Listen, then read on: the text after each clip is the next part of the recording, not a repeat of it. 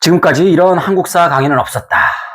교과서보다 재미있고 드라마보다 깊이 있는 역사 이야기를 전해드리는 역사 스토리텔러 김재완입니다.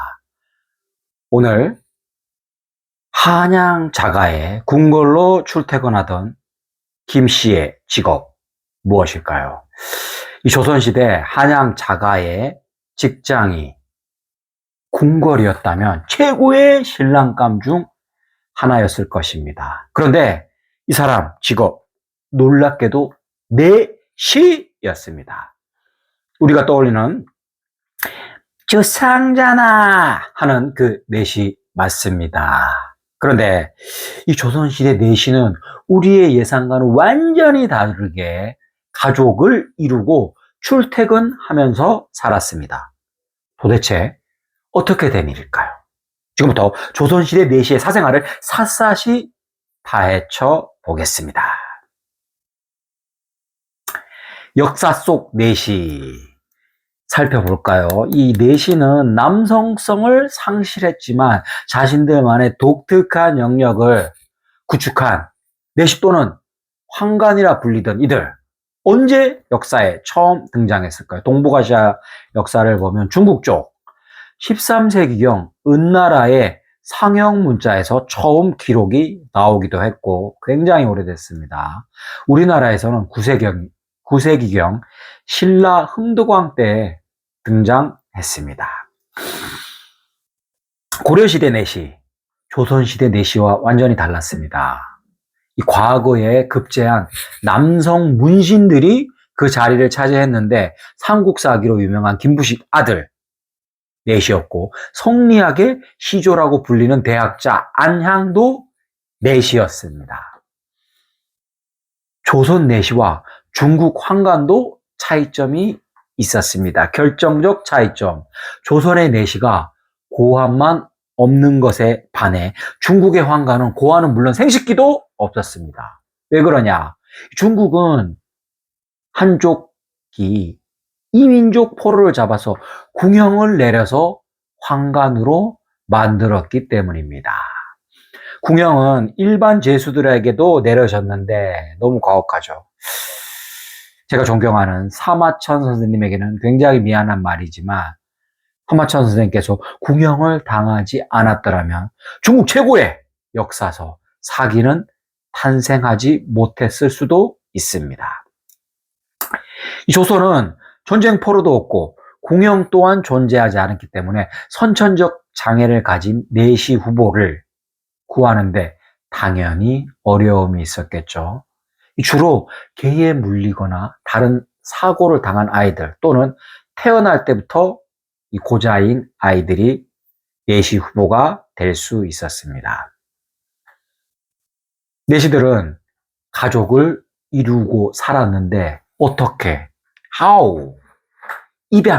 입양을 통해서 가족을 이룰 수 있었습니다. 그런데 이 내시들의 족보가 지금도 전해지는데요. 상당히 현대적입니다. 그리고 상대방 가문을 존중해 줬습니다. 내시들 족보를 보면 아버지, 아들, 그리고 손자의 성씨가 다 다릅니다. 김씨, 이씨, 박씨 이렇게 입양된 가문의 성씨를 그대로 지켜준 겁니다. 이 내시라는 직업이 굉장히 고수익 직업군이다 보니까 선천적 장애가 없는 아이들을 일부러 내시 후보로 만드는 경우도 당연히 있었겠죠. 사람 사는 데니까. 여기에는 으시시한 구전이 전해집니다. 조선시대 영등포 색강 인근에는 거센 비가 내리고 번개와 천둥이 우르릉 쾅쾅쾅 치는 날에만 손님을 받는 움막이 있었다고 합니다. 이곳의 손님들은 아버지 손에 이끌려 오는 아이들이었는데요. 자원아, 너 혹시 궁에 가서 살고 싶지 않니? 이 궁에 가면 삼시세끼 쌀밥도 먹고 비단 옷도 입을 수 있는데 말이야. 하지만 궁에 가기 전에 이 아버지랑 반드시 들려야 하는 곳이 있단다. 마침 오늘 천둥이 요란하게 치는구나. 가자. 이 천둥과 빗소리는 마취가 없던 시대에 이 아이들의 비명을 막아주는 유일한 방음 도구였던 것입니다. 자, 이제 내시가 되기 위한 과정을 한번 차근차근 살펴보겠습니다. 먼저 신체 검사 필수입니다. 이 팔도에서 이런저런 사연을 가진 10살 전후의 아이들이 궁 안에 있는 내시부에 탁 모이면 엄중한 신체 검사를 실시합니다. 뭐냐? 이 왕의 여자들을 지키고 감독하기 위한 것이 내시의 임무니까 생식 능력이 없어야 됩니다. 하지만 신체적으로 다른 결함이 또 있어서는 안 됩니다. 까다롭습니다. 면밀한 신체 검사를 거친 후에는 혹독한 체력 테스트가 기다리고 있었습니다. 내시는 유사시에 위급한 일이 생기면 왕을 얻고 막 달려야 하니까 강한 체력이 필수였습니다. 또한 어떠한 고문에도 왕이 어디 있느냐? 왕의 비밀을 지켜야겠죠. 그래서 사람을 업고 달리는 체력 테스트, 물속에서 오래 참기, 물고문을 참는 거죠. 거꾸로 매달려서 오래 버티기, 눈이나 코에 막 흙을 집어넣는 등 여기서도 참아야 됩니다. 인내력을 확인하는 시험을 반드시 통과해야만 했습니다. 이 모든 과정을 거친 90여 명의 어린이만이 내시 인턴 과정에 돌입할 수 있었습니다. 아휴, 이 고생을 했는데도 아직도 제가 내시가 아니라고요? 예끼 이놈아, 내시 되는 일이 그리 쉬운 줄 알았더냐? 어서 가서 궁 마당이나 쓸지 않고 뭐 하느냐?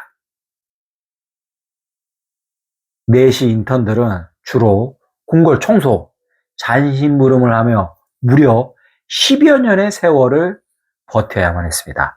물론 이 기간 동안 궁 안에서 눈치, 몸으로 체득하며 더 많은 것을 배웠을 것입니다. 자, 이렇게 10년이 지나면 다시 신체 검사를 실시합니다. 놀랍게도 조선의 내시는 고함만 없기 때문에 성장하면서 남성성을 되찾는 경우가 더러 있었다고 합니다.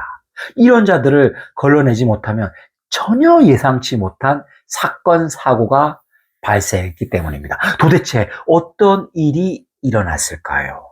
연산군 일기를 살짝 들춰보면서 확인해 보겠습니다. 연산군 일기에 이런 기록이 있습니다. 지금 풍속이 거짓이 많아 고자들도 진짜가 아닐 수 있으니 도승지는 의원들과 함께 협양문 밖에서 음신이 있는지 없는지 상고하여 아래도록 하라. 이게 무슨 말이냐? 남성성을 되찾은 혹은 교묘히 감춘 내시들이 궁 안을 왕래하던 민가의 여인은 물론이고 잠재적 왕의 여인들이 궁녀들과도 스캔들을 일으켜서 연산군이 내시들의 신체 검사를 다시 실시하도록 했다는 기록입니다. 내시 특훈. 이 내시는 내시가 되어서도 고단한 수련의 과정이 이어졌습니다. 마치 우리들 삶과 마찬가지입니다. 조선 내시는 중국의 내시들과 달리 학식이 굉장히 높았습니다. 그 이유는 쭉 이어지는 시험, 테스트 때문이었습니다. 1년에 서너 차례씩 노노, 맹자, 중용, 대학 중 한 권, 소학이나 삼강, 행실도 중 한 권을 자기가 스스로 택해서 시험을 치렀습니다. 아휴, 또 시험이야, 또 시험. 아주 지겨워 죽겠네. 아휴, 초선 형님. 형님은 시험 안 지겨우십니까? 나 너무 지겨운데. 이보게, 지겨워도 어쩌겠나. 이게 다 임금님을 잘 보필하기 위한 수련의 과정인 것을. 그런데 시험을 면제받는 방법이 하나 있었다고 합니다. 모두 좋아했겠죠. 그 방법은 더 이상 시험이 필요 없다는 것을 실력을 통해 입증하는 것인데요. 자신이 아닌 시험관이 지정한 2권 중에서 임의로 지정된 6곳을 읽고 해석하면 평생 시험이 면제되었다고 합니다. 아이고, 됐습니다. 그거 어떻게 통과합니까? 그냥 제가 정한 책으로 시험을 보도록 하겠습니다. 내시들에게 절대로 금한 음식이 있었으니 뭘까요? 바로 마늘입니다. 이 양기를 돋구는 최악의 음식으로 내시에게 엄격히 금기하였다고 하니 내시가 될 필요가 없는 현대인들에게는 최고의 음식 뭐다? 마늘이겠죠. 경국대전에는 140여 명에 이르는 내시의 임무를 크게 4가지로 분류했습니다. 먼저 왕의 수라상을 관리 감독하는 대내감선, 왕명을 전달하는 전명, 성문을 지키는 문지기, 그리고 궁궐을 청소하는 소재로 나뉘었는데 이 외에도 궁녀가 하기 어려운 잡다한 일과 이 책임 소재가 명확히 규정되어 있지 않은 국내 왕실의 제사와 재산관리, 건축공사 관리, 감독 등의 일까지 내시의 업무폭은 점점점 세월이 지날수록 넓어져만 갔습니다. 그래, 그 마땅한 자가 없다면 내시 김초선에게 맡기도록 하라. 내시들이 능히 잘 해낼 것이다.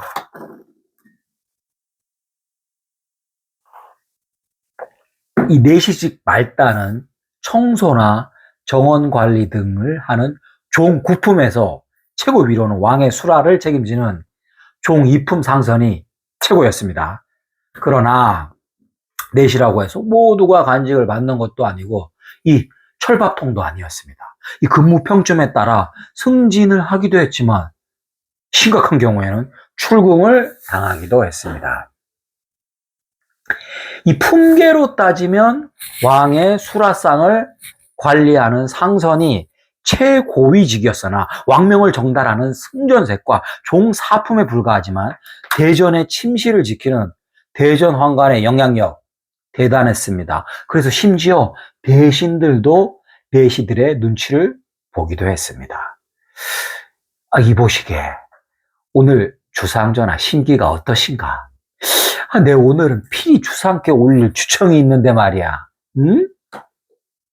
대감, 조상전하께서는 지난밤에 늦게 잠자리에 드셔서 내일 찾아뵙는 것이 상책인 줄 아래요. 내일 오십시오. 이렇게 말입니다. 내시들 근무 형태 볼까요? 궁으로 출퇴근하는 출입번, 그리고 교대 근무를 하는 장번으로 구분되었습니다.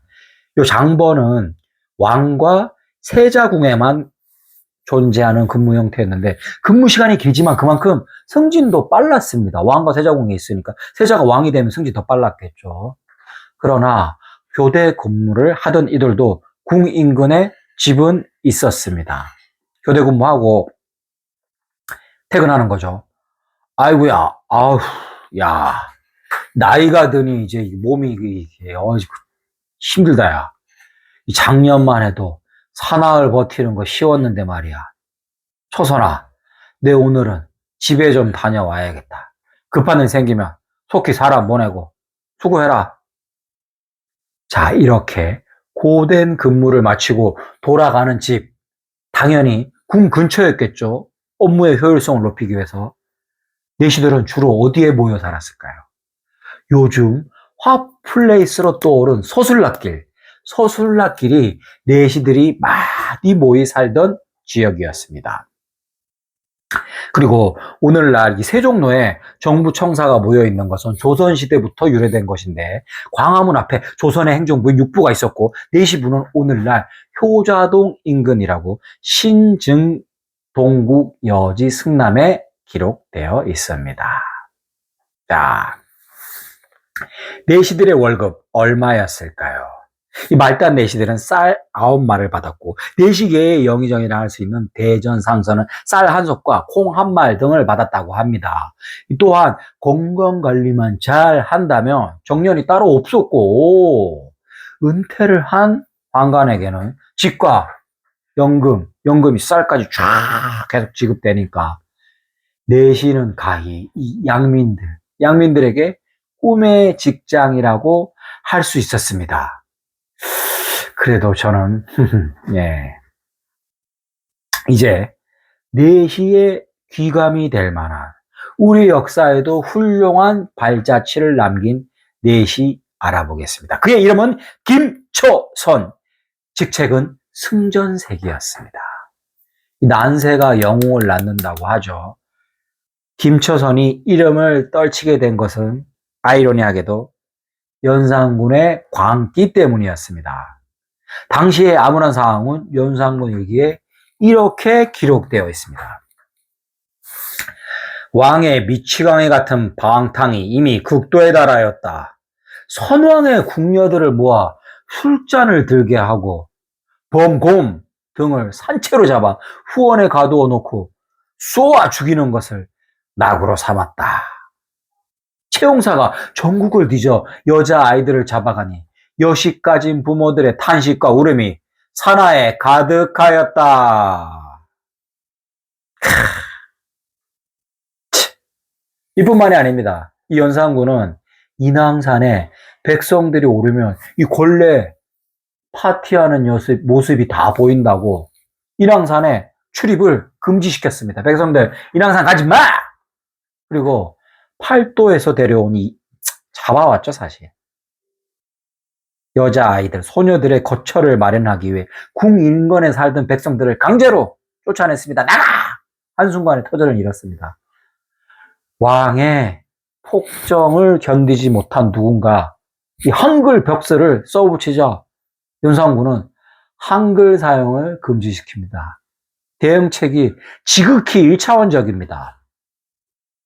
내시와 궁녀들, 심지어 관리들에게도 이 목에 신원패라는 것을 걸게 했는데 신원패에는 이런 말이 쓰여 있었습니다. 진심이 적혀 있는 거죠. 이 입은 화를 부르는 문이요.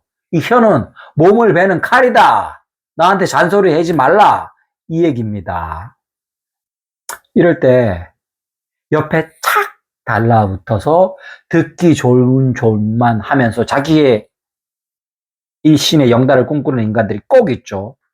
바로 김자원. 김자원이 이런 인간이었습니다. 왕의 곁에서 달콤한 말로 연산의 길을 대어주고 왕명을 가장해서 사사로운 말로 자신의 이속을 챙겼습니다. 연산군이 김자원의 비행에 오히려 힘을 실어주자 신하들이 내시에게 고개를 숙이는 상황이 벌어지고 말았습니다. 이렇게 왕의 곁에서 왕명을 전달하는 내시는 스스로 왕이 된 듯 오만방자하게 굴었으나 누구 하나 나서서 말할 용기를 내지 못했습니다. 이때 나선 이가 바로 상선 내시 김초선이었습니다. 내시의 최고직이자 왕의 수라를 감독하는 상선 내시는 독살로부터 왕을 지키는 최후의 병사이기도 했습니다. 근데 이 두 사람은 사실 어린 시절 내내 함께 내시로 자란 사이였습니다. 자원이 내 이놈! 이 왕명을 받들어야 할 자가 주상의 눈을 흐리고 자신의 입속을 챙겨들면 나라가 망하는 법이다. 형님이 한 말이 한 거죠. 에이, 참나. 이 형님이 진짜 내가 아직도 코 올리게 내시로 보이나? 형님, 나 승전색 김자원이요, 김자원. 예정을 생각해서 특별히 이번만 봐드리는데 또 이러시면 진짜 곤란합니다, 형님. 형님, 내 충고 한마디 할까요? 제명에 살고 싶으면 집에 가서 손자 재롱이나 보고 편하게 지내십시오. 어? 1509년 4월 1일 연산 11년 세종부터 연산군까지 무려 7명의 왕을 보필한 내시 김초선은 자신의 마지막 왕 연산군을 위해 마지막 임무를 수행하기로 결심합니다. 그는 입궁 전 아들과 부인에게 마지막 인사를 건넵니다. 부인, 작금의 주상에게 고든 말을 하는 것은 죽음을 뜻하는 것이요. 그러나 내시된 자로서 어찌 내 소임을 마다하고 주렴을 두려워하겠소. 이대로 죽어서는 선왕들을 뵐 낯도 없을 뿐더러 종묘 사직이 위태로운 지경이니 내가 나서야겠소이다. 김초선은 울며 매달리는 부인과 아들을 뿌리치고 궁으로 마지막 출근을 합니다. 그 또한 어찌 죽음이 두렵지 않았겠습니까? 죽음으로 가는 출근길에도 생각이 수십 번 바뀌었으나 근데 이 꿈을 탁 하고 보니까 오히려 결심이 단단해집니다. 이 왜냐?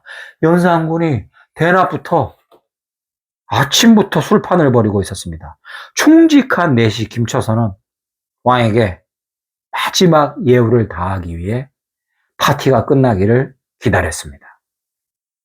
그리고 해가 뉘엿뉘엿 질 무렵 내시 김초선은 왕 앞에 무릎을 꿇었습니다. 에? 우리 상손 내시께서 어쩐 일인가? 짐이 내리는 이 술 한잔 받으러 온 거야? 에휴, 취한네.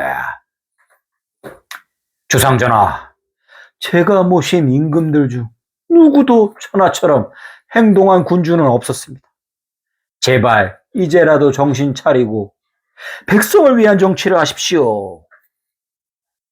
연산군을 비롯한 주위의 모든 간신배가 늙은 내시의 말에 깜짝 놀랐습니다. 사위가 새벽처럼 고요해졌습니다. 누구보다 놀란 이는 왕이었습니다. 뭐라고? 내가 지금 헛것을 들은 것이냐? 저 내시놈이 노망이 난 거야 뭐야? 이 감히 여기가 어디라고? 어디 죽고 싶거든 다시 말해보거라. 연산군은 김초선을 향해 망설임 없이 화살을 쏘았습니다. 그리고 쓰러진 그를 칼로 베었고 김초선은 혼신의 힘을 다해 피와 함께 마지막 말을 쏟아냅니다. 내가 이 말을 하는 것은 내가 살기 위함이 아니고 주상을 위한 것임을 어찌 모르신단 말이오. 이런 식으로 바른 말하는 자를 모두 죽이다가는 보위를 더 이상 지키지 못할 것입니다. 이미 화살을 맞고 칼에 베어 한 줌의 시간도 남지 않은 그가 무엇이 두려웠겠습니까? 내시 김초선은 자신의 부귀영화나 안락한 삶보다 대위를 위한 죽음을 선택했습니다. 연산군은 정신 못 차리고 이날의 심경을 시로 남겼습니다. 이토록 백성들에게 잘해줬건만 내시가 임금을 모욕할 줄이야. 부끄럽고 아픈 마음이 극에 달해서 바닷물에 씻어도 한이 나으리.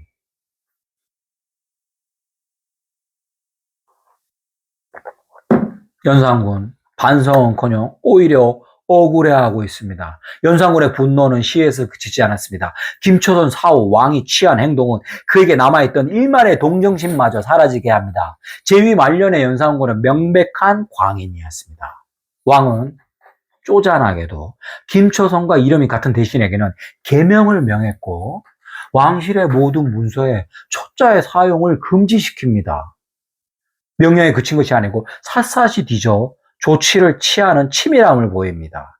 문서에 초자를 실수로 쓴 한 관리는 국문을 받았으며 27세 유생 건벌은 시험지에 초자 단 한 자를 썼다는 이유로 과거 합격이 취소! 이뿐만 아닙니다. 가을을 알리는 절기인 처서를 조서로 바꾸어 부르게 하였으며 연회 때마다 자신이 즐겨 추던 초용물을 풍둠으로 부르게 하였습니다. 김초선의 일가족을 죽였으면 물론이요, 그의 고향인 충남 영기군 전임인의 지명을 없애버렸습니다. 이 연산군은 김초선을 지어내면 지어낼수록 자신의 오명이 짙어지는 것을 알지 못하는 어리석은 왕이었습니다. 김초선의 저주였을까요? 아니면 누구나 예상 가능한 일이었을까요? 김초선이 죽은 이듬해 연산군이 쫓아내는 중종 반정이 일어났습니다. 공포정치의 완성은 자신을 제외한 모든 일을 제거해야 됩니다. 그렇지 않으면 본인이 반드시 무너지게 되어 있습니다. 그러나 그것은 세상을 창조하는 것보다 어려운 일입니다. 어떤 광인도 할 수 없는 일이기에 공포 정치의 종착역은 늘 자신의 파멸입니다. 중종 반정으로 내시 김자원 처형됐고 연산군은 강화도에서 유배 도중 쓸쓸히 사망합니다. 훗날 우리의 내시 김처선은 신원이 복구되는 것을 넘어 충신으로 역사에 남게 되었습니다. 탐욕의 눈이 멀어 악을 벗삼아 살아도 천수를 누릴 수 있습니다. 법의 심판을 피할 수도 있습니다. 생애에선. 그러나 역사라는 판관은 인간보다 집요하고 냉혹하다는 사실을 정치인들은 결코 잊어서는 안 될 것입니다. 이상으로 역사 스토리텔러 김주환이 준비한 오늘의 이야기를 마치겠습니다. 다음 시간에도 교과서보다 재미있고 드라마보다 깊이 있는 역사 이야기로 다시 돌아오겠습니다.